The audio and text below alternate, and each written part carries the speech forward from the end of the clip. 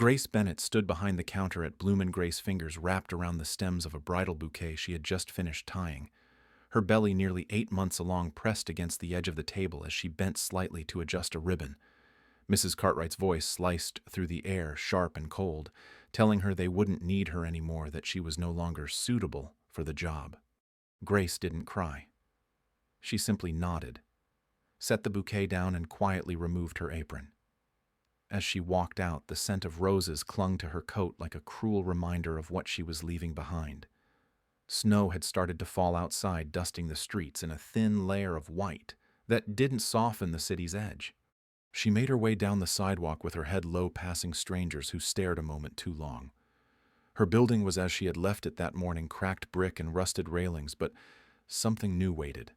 A paper taped to her door flapped in the wind. The words were scrawled in thick marker. Tenants like her weren't welcome here. She peeled the note down with trembling fingers, heart sinking deeper with each word. Inside, her apartment felt colder than usual. She sat down in the dark, her coat still on her hands, resting on her belly. Her baby shifted gently, unaware of the world's cruelty. Outside on the corner, a sleek black car rolled to a stop. It didn't belong in this part of town.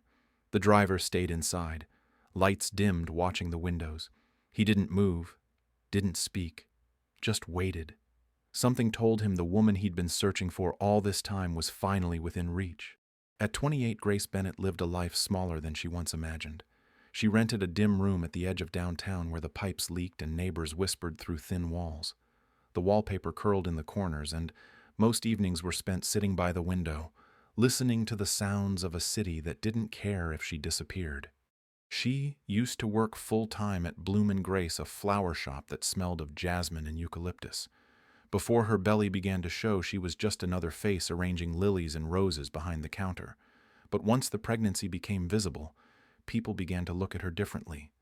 Co-workers stopped inviting her to lunch. Mrs. Cartwright, the owner, had gone from offering her secondhand praise to barely speaking to her at all. Customers stared openly, some with pity, others with quiet disgust, as if her condition were contagious. She had no family left. Her mother, a housekeeper who worked too hard and spoke too softly, had passed 2 winters ago from an untreated illness. Grace still remembered the way she folded towels with care even when her hands ached. She had taught Grace to be polite, to stay calm even when others weren't, and to never let shame show on your face. Her father had disappeared before she learned long division. There were no siblings, no childhood friends she kept in touch with. She had no one to call, no one to visit on holidays. Her pregnancy was a secret she carried for months, then a burden others insisted she parade with shame. All she had from the baby's father was a monogrammed handkerchief, a single night of warmth and rain in a jazz bar where words had poured out faster than drinks. He had smelled like orchids and something bittersweet like regret. She never caught his last name. He left before dawn. No number, no follow-up. Just that one line scribbled on a hotel notepad telling her to follow the scent of orchids if she ever needed to find him. At first she thought it was romantic. Weeks later she realized it was useless. Still, she kept that handkerchief. Tucked in the pocket of her coat, wrapped in a small pouch, it was the only beautiful thing she had. She'd finger the edges when the world got too loud, tracing the gold thread in the letter L. The child growing inside her had become both her fear and her reason to keep going. She would whisper to her belly at night, telling it stories about meadows and kindness, things she wished she had more of in her life. The kicks were gentle at first, like fluttering wings. Now they came with a stubborn strength, reminding her time was short and she wasn't ready. Some mornings she'd sit in the park across from her apartment building, drinking weak coffee from a chipped mug. She watched strangers pass, most never noticing her. But sometimes a woman would glance at her belly and then quickly away, as if it hurt to look. Her shoes had holes at the soles. Her coat was 2 winters old and barely zipped around her stomach. Still, she never begged, never asked for help. She showed up on time, did her work quietly, and left without fuss. It was easier that way. If she didn't draw attention, maybe people wouldn't judge her so loudly. But they always did. Whether it was the neighbor who muttered under his breath when she passed, or the customer who refused to be served by her, Grace felt it all. The worst came from people who thought they were being kind. One woman at the shop once offered her used baby clothes, saying her sister had also made a mistake. Grace smiled and thanked her, but inside she broke a little more. She told herself it was temporary. One day she'd get another job. One day she'd find a better place to live. One day maybe she'd tell her child about their father without flinching. Until then she would keep folding petals, keep tracing that handkerchief, and keep her head high. Not because she wasn't afraid, but because she had no other choice. Bloom and Grace looked like a postcard from the outside. Ivy curled around the windows and soft golden light spilled across the sidewalk each morning. The scent of fresh lilies and eucalyptus drifted out with every chime of the front door, welcoming customers into what seemed like a peaceful little corner of the world. Inside, the counters gleamed and petals dusted the floor like confetti from some gentle celebration. Glass vases lined the back wall, filled with everything from wildflowers to orchids flown in from abroad. Classical music played low in the background, meant to soothe, though Grace had long stopped noticing it. She had worked there for nearly 3 years, long before the baby. Back then she was quiet but reliable, always early, always neat. Her arrangements were careful and thoughtful, and even the pickiest brides trusted her touch with their bouquets. But once her pregnancy became obvious, something in the air changed. Her co-workers no longer offered small talk. Conversations stopped when she entered the break room. She'd walk past them and hear faint laughter or worse whispers that paused just long enough to be noticed. Grace pretended not to hear. She bent her head over arrangements focused on trimming stems, tying ribbons, wiping down counters. Every task became a refuge from the judgment she felt pressing down on her back. Mrs. Cartwright, the owner, had once called her a steady hand. Now she barely looked at her. When she did speak, it was clipped and sharp. One morning, Grace arrived early to help unpack a shipment and was met with a frown instead of thanks. Mrs. Cartwright pointed at her belly and asked if she could even lift the crates anymore. Customers weren't much kinder. Some stared too long. Others whispered as if her condition somehow made the roses wilt faster. One woman asked if she would be the one arranging the wedding flowers. When Grace nodded, the woman raised her brows and muttered that it didn't feel right not with someone like her touching bridal things. The worst moments were the subtle ones. A pause too long at checkout. A bouquet returned for no reason. A bridal party that insisted someone else do the final touches. Grace held her tongue. She needed the job. Rent was due and groceries were getting harder to buy. The baby kicked often now, reminding her that time was slipping and she had no safety net waiting. One Thursday afternoon, the shop was busy with back-to-back pickups. Grace had just finished tying the final ribbon on a centerpiece when Mrs. Cartwright appeared behind her. She glanced at the arrangement, then at Grace's hands, and gave a tight smile that didn't reach her eyes. She said it softly as if it were a kindness. They needed someone more flexible. The wedding season was demanding.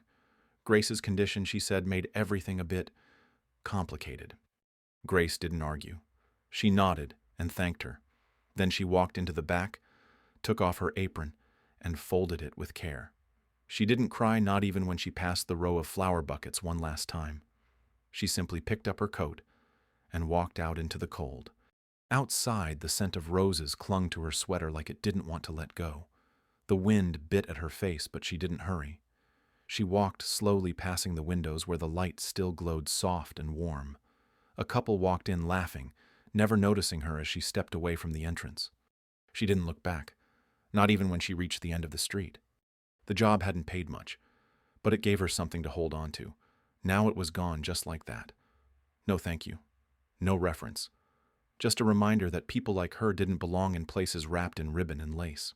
She held her belly on the walk home, one hand resting there without thinking. The baby shifted slightly as if sensing her unrest. She whispered something to the child. Just a breath of a promise that it wouldn't always be like this. But deep down she wasn't sure. The world seemed small and sharp, and she felt even smaller in its shadow. Back in her apartment, she hung her coat on the same loose hook by the door. She sat down in the chair by the window, watching cars crawl past in the dusk. Her hands were still red from the cold. She rubbed them together slowly. In her pocket, the edge of the handkerchief brushed her fingers. She pulled it out and laid it on her lap. The letter stitched into the corner shimmered faintly in the last light of day. It felt like a memory from another life.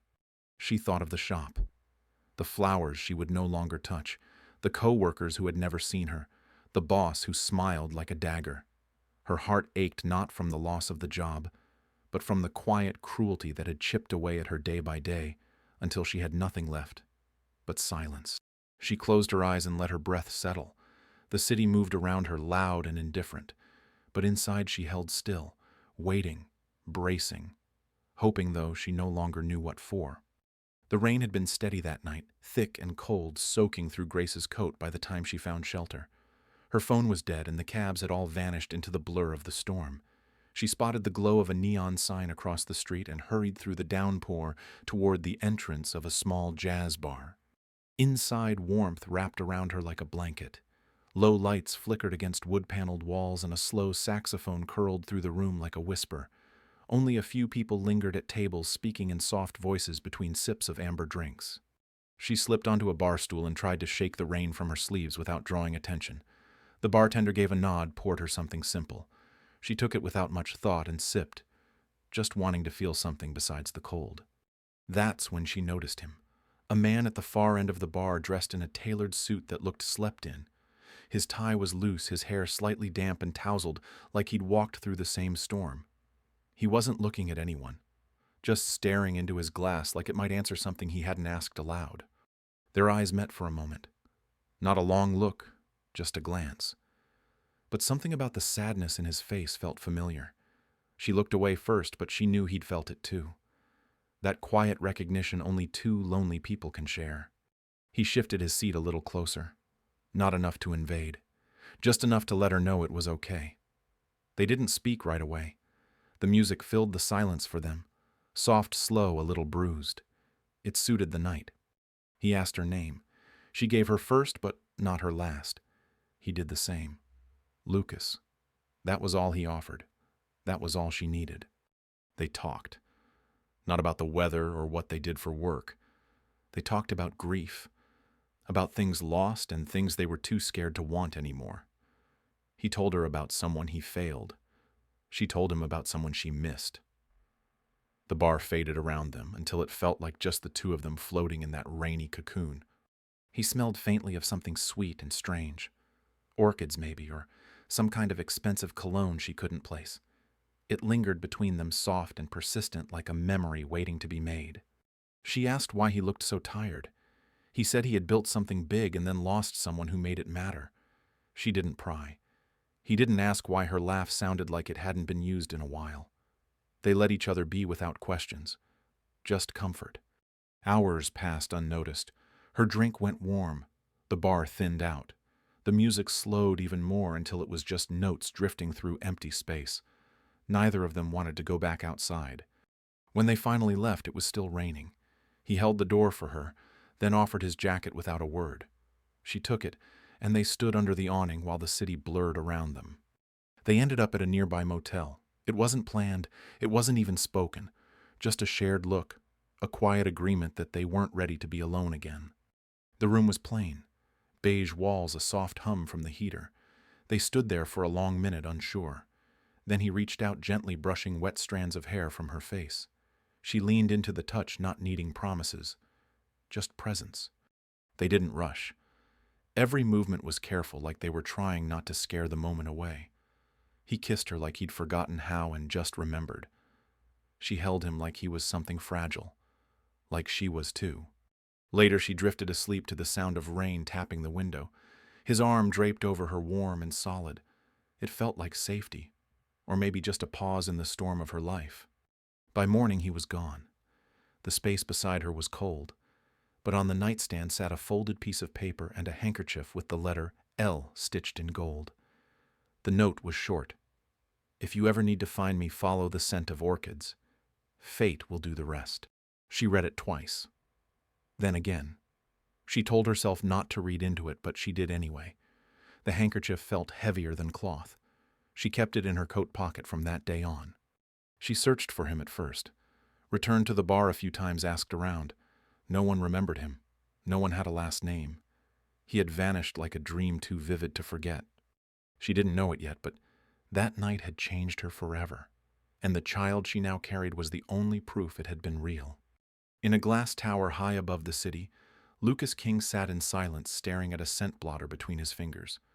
The office around him was sleek, filled with rare flowers, crystal flacons, and polished steel. But none of it meant anything compared to the ghost of that night. The night haunted him. not because of regret, but because of everything it gave and then took away. He had built a fragrance empire from memory, from desire, but now he was chasing something far more fragile.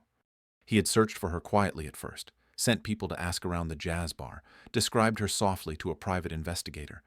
But the world was large and time made things blur. No one remembered her name. He hadn't even asked for it. What he remembered was the scent, a trace of orchids mixed with rain and warmth. It lived in his mind like a song. His labs tried to replicate it, layering notes and extracts, but none of them held what he needed. They smelled good, just not right. He began ordering unusual samples from across the world. Trained scent hunters were hired, instructed to find anything that matched what he described. Some thought it was for a new campaign. Others whispered it was about a woman. No one dared ask. Every failure cut deeper. He grew restless, brushing off business meetings, snapping at staff who pushed timelines. He stopped caring about profits and poured millions into the search. It wasn't about finding a lover. It was about finding peace. One night, an old blanket arrived from a secondhand store in the city's flower district. It held something faint and familiar. Lucas leaned in and closed his eyes. Orchid. But not quite. Still, it was close enough to wake hope. He followed that lead through a string of subtle favors and discreet payments. A laundry ticket. A handkerchief turned in with initials that matched his own. A name finally surfaced. Grace. The name hit him like a chord struck too hard. He whispered it to himself, testing it against the memory of her voice. It fit. Not perfectly, but enough to make his hands shake. He traced the laundry receipt to a rundown building not far from the river. His assistant offered to go in his place, but Lucas refused. This wasn't a meeting. This was something more. As his car rolled through the narrow streets that night, Lucas stared out the window at darkened buildings and blurred neon signs. The closer he got, the more the memory returned. Her laugh, the warmth of her hand in his, the soft curve of her face as she fell asleep beside him. He had built a world with no room for mistakes, but she had cracked that world open. Just one night, one woman, and yet here he was, nearly unrecognizable to himself. He didn't know what he would say if he found her. He only knew he had to try. The handkerchief she held was never meant as a goodbye. It was meant as a thread, and somehow she had held on to it. He leaned forward in the back seat, watching as the building came into view. It was small, worn, and quiet. Nothing about it belonged to his world, but she did. Somewhere behind those walls, she was still walking through her days, and she had no idea that the man who once disappeared into rain was now standing outside her life, ready to step back in. The knock came just as Grace was folding the last clean blanket. It was soft but certain, cutting through the silence of her tiny apartment like a thread pulled tight. She froze mid-motion, her heart skipping in her chest. She wasn't expecting anyone. No one ever knocked gently in this place.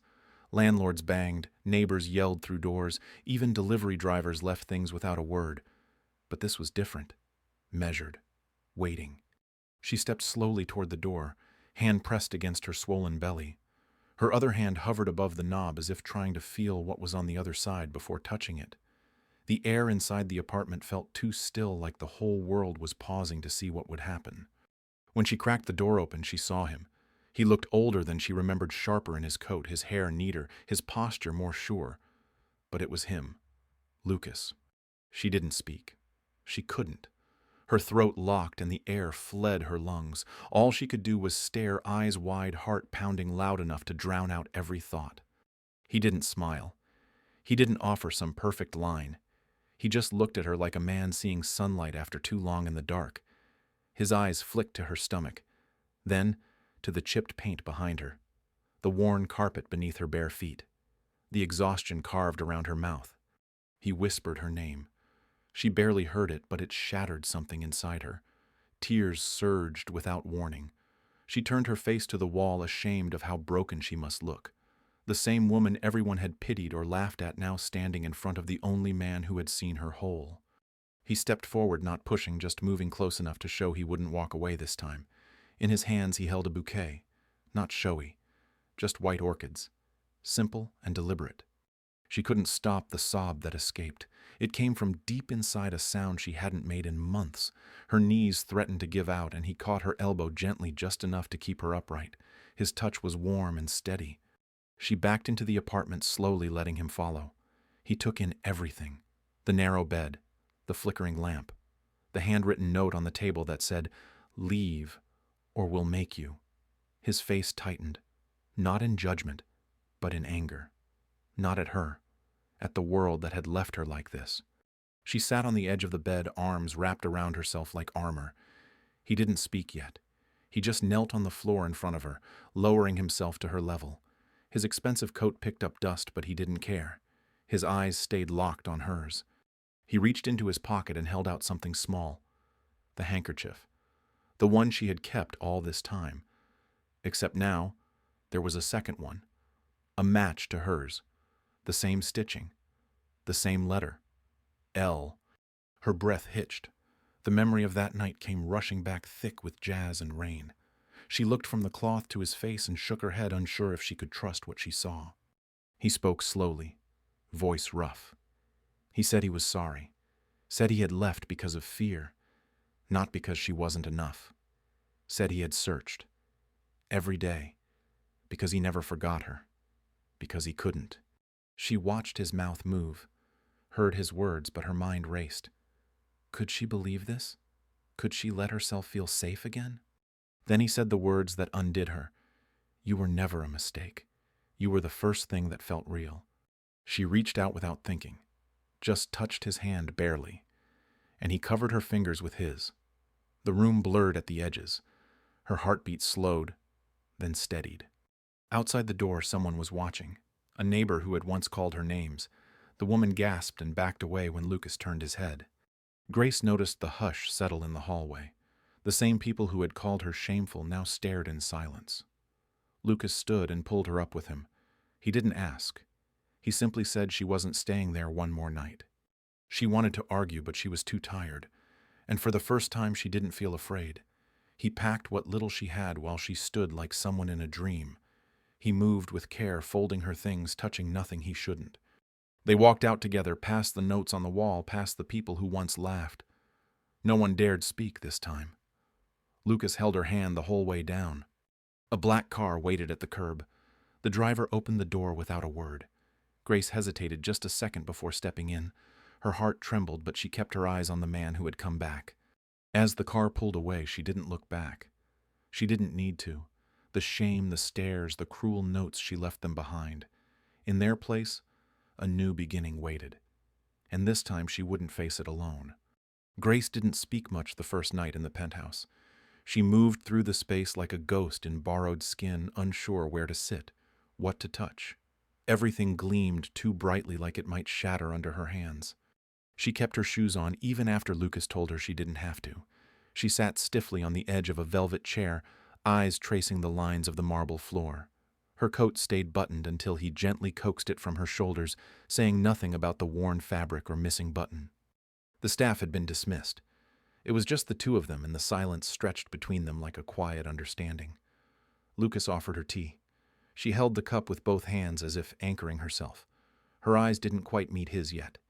That night, she lay awake in the guest room, staring at the ceiling. The sheets were soft, the room warm, but her body felt too heavy with uncertainty. She hadn't unpacked. She didn't know if she should. In the morning, Lucas made breakfast. He didn't ask her what she wanted. He simply brought her something simple: toast, scrambled eggs, tea again. She murmured thanks and tried to eat, even though her stomach churned. He didn't hover. He moved through the day like she wasn't fragile, not because he didn't care, but because he believed she didn't need to be treated like glass. That quiet confidence steadied her more than anything else. Each day she settled a little more. She opened a drawer, hung a sweater, walked barefoot on the floors. She started answering when he spoke, then asking small questions in return. Her voice grew steadier. He never touched her without asking, never pried when she grew quiet. Some nights she cried without knowing why. Other nights she watched the city lights and felt something strange tug at her chest. Safety, foreign, but welcome. Lucas talked about work sometimes, about the foundation he was building in her name. At first she resisted. It felt too big, too unearned. But he explained it wasn't charity. It was honoring her story, That made her cry again. She didn't want to become someone new. She just wanted to feel like herself again. The version of Grace who laughed sometimes, who believed life could be kind. Slowly, that version started to return. She began choosing her own clothes from the ones his team had provided, soft fabrics and calming colors. Not flashy, not trying to impress, just comfortable, just her. One afternoon, she sat by the floor-to-ceiling window with her hands resting on her belly. The baby kicked and she smiled without thinking. Lucas caught the moment from across the room. Their eyes met, and for the first time, she didn't look away. Later that night, she told him about her mother, about how she had never raised her voice even when people were cruel, how she used to braid Grace's hair and whisper that kindness wasn't weakness. Lucas listened without interruption, his eyes soft. That was the night she moved her things from the guest room into the one closer to his. She didn't explain why. He didn't ask. He simply made sure the nightlight near the bed was turned on before leaving her to sleep. She began reading again, picking up books from the shelves, curling up in a corner with a blanket. She started humming while brushing her hair. She took slow walks on the rooftop garden. Each of these moments was small, but together they became something solid, a kind of quiet strength. She didn't feel like a guest anymore. She still had bad days, days when shame clung to her, when memories of the flower shop or the hallway whispers came flooding back. But Lucas always seemed to know when to offer space and when to sit quietly beside her. He made room for her sadness, and that made her feel safe enough to let it pass. Grace was no longer just surviving. She was beginning to live again. Not because someone had rescued her, but because someone believed she was worth the effort of healing. And slowly she began to believe it too. The press conference was small by design. No cameras flashing, no dramatic music. Just a quiet room filled with people who had once looked at her like she didn't belong anywhere. Lucas stood beside Grace, his tone calm as he introduced the Grant Foundation. He spoke about second chances' dignity and the need to protect those left behind. Every word was deliberate, steady, never overblown. Then he stepped back and let Grace speak. Her hands didn't shake. Her voice was soft but clear. She didn't tell them everything, just enough. Enough to let them know she understood the pain of being cast aside. Enough to let others feel less alone. The room stayed silent when she finished, not from doubt but from awe, a different kind of hush than the one she'd grown used to. This one carried respect.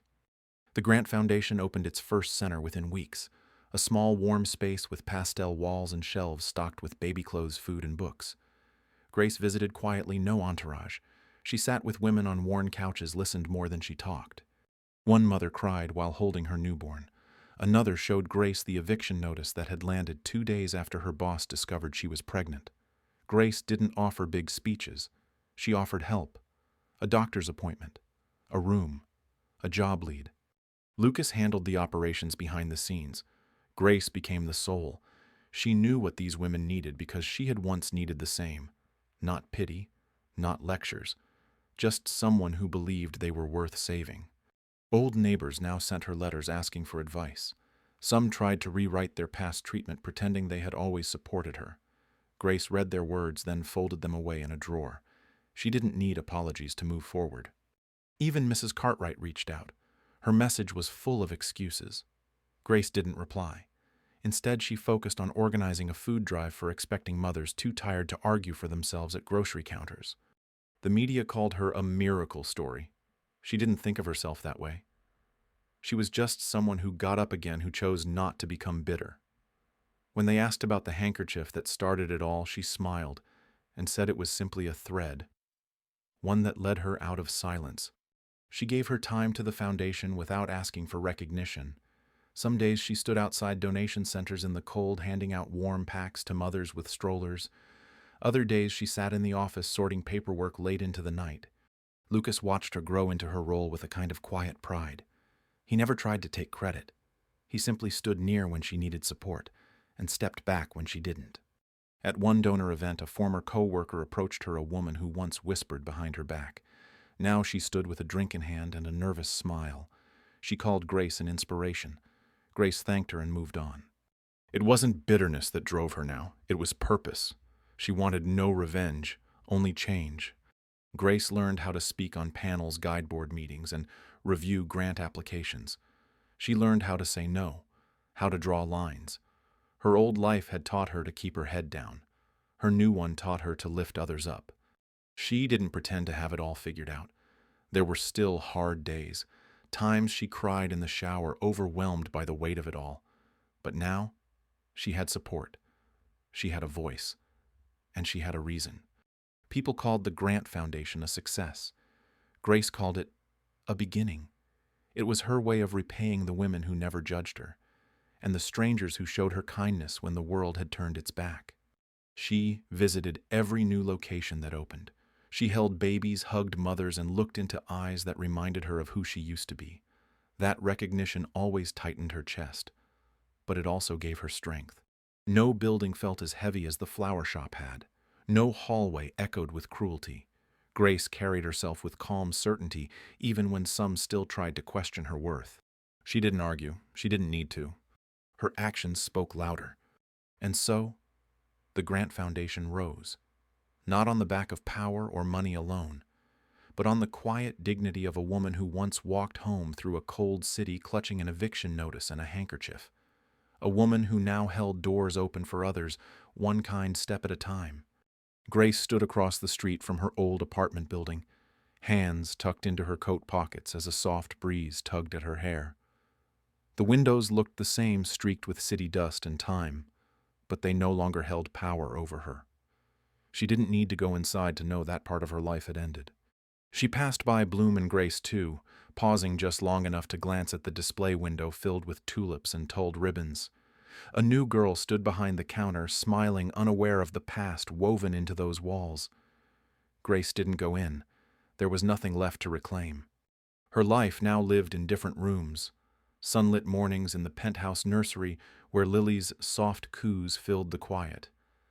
Evenings curled on the couch beside Lucas, the three of them wrapped in peace, not grandness. It was never about the wealth. It was about finally being seen. The wedding was small, just a handful of people in a greenhouse filled with orchids and candlelight. Grace wore a simple dress. Lucas read vows he'd written in a notebook he kept hidden for months. Their daughter slept soundly in her grandmother's shawl beside them. They didn't promise perfection. They promised presence. Grace promised never to lose herself again. Lucas promised never to let her feel unseen. As they stood under the canopy of flowers, hands joined, Grace felt the weight of every cruel word, every long night, every cracked floor and closed door fall away. What remained was her strength, her choice to keep going, her quiet belief that kindness mattered. From scorned to celebrated, she hadn't just survived. She had grown, and now she walked forward with love in one hand and a future in the other. A life once shaped by shame now bloomed with grace.